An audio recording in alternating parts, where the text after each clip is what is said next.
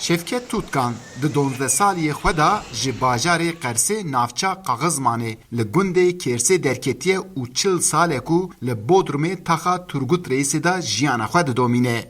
Tutkan dema behsa ji Qersê derketinê dike dibêje li Qersê gava yek biçûya Rojavayê Tirkiyeyê piştî vegerînê Potînê wî û cilûbergê wî digoriya. Me jî bi ev kesan xwezî pê de anî. Derketina min jî li Qersê hinekê bi van xwezîpêyan nabû. Şevket Tutkan di sala 1979 da pêşî diçe İzmirê û salekê li vir dimîne û dûra tê Bodrumê. Qersê 40 sale beriya veya hatin. Qersê hatine İzmirî salekê dugema. Ez û hundirê mal derketim. 12 saltiya xwe de ez mal derketim. Em ziyarim tabi. Hatine vê derê mam yani. Tutkan bi tena serê xwe demahê zarok bû li gel malbatê veqetiyeye.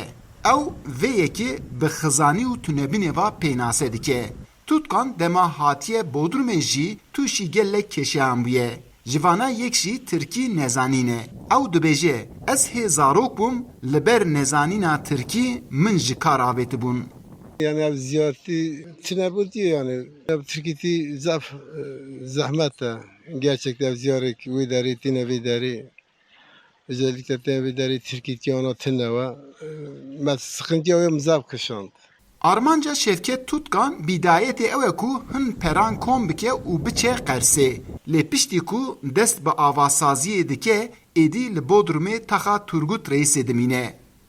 Tabii yani me yaşantıya medde bavê xwedî tu. Cinartî, hevaltî, dürüstî.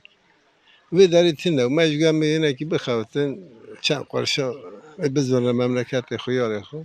Aca paşê dîna xwe de înşaat da xewitin. Paşê me înşaat çêkirin, îşê me înşaata da zefrin bû.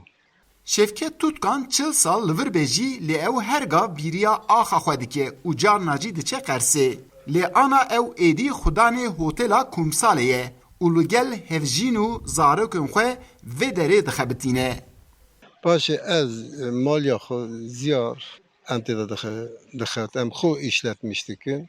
Genelde Türk jî têne, Kurman jî têne. Kurman jî alî me têne em dojam Kurman jî daha zaf sevinmiş dibin. Xwe güvende dûnin.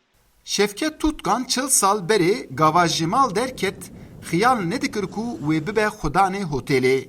Lê ew ana di teniştê behra Egeyê da bi malbata xwe ra jiyana xwe dimeşîne. Eyüp Demir, Dengê Amerîka, Turgut Reis, Bodrum.